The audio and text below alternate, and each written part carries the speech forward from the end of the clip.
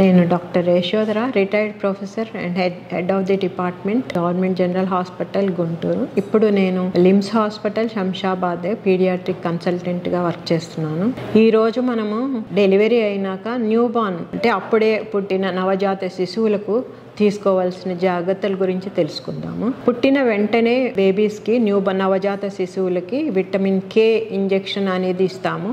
ఎందుకంటే to prevent haemorrhagic disease of the new born. Vitamin K వలన మనకి రక్తం గడ్డ కట్టే క్లాటింగ్ ఫ్యాక్టర్స్ అంటారు వాటిని, 2, 7, 9, 10 క్లాటింగ్ ఫ్యాక్టర్స్ ఈ వైటమిన్ K వల్ల సింథసైజ్ అవుతాయి లివర్లో.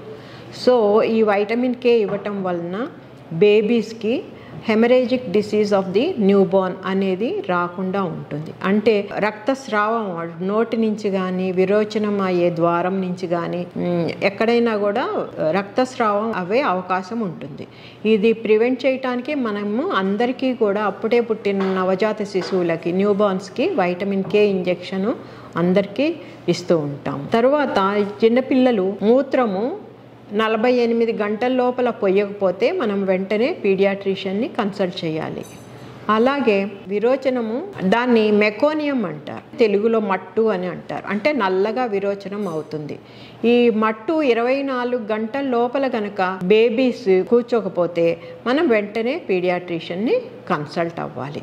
దీనికి అనేక కారణాలు ఉంటాయి. అవి డాక్టర్ గారు అవన్నీ చూసి టెస్ట్ చేసి ఒకవేళ ఎనీ ఎనామలీస్ కనుక ఉంటే కనుక వెంటనే దానికి తగు జాగ్రత్తలు తీసుకోవటం జరుగుతుంది. Thank you. ఈ వీడియో కనుక మీకు నచ్చినట్లయితే లైక్ చేసి, షేర్ చేసి, కామెంట్ చేయండి. మా ఛానల్ని సబ్స్క్రైబ్ చేయడం మాత్రం మర్చిపోకండి. Thanks for watching.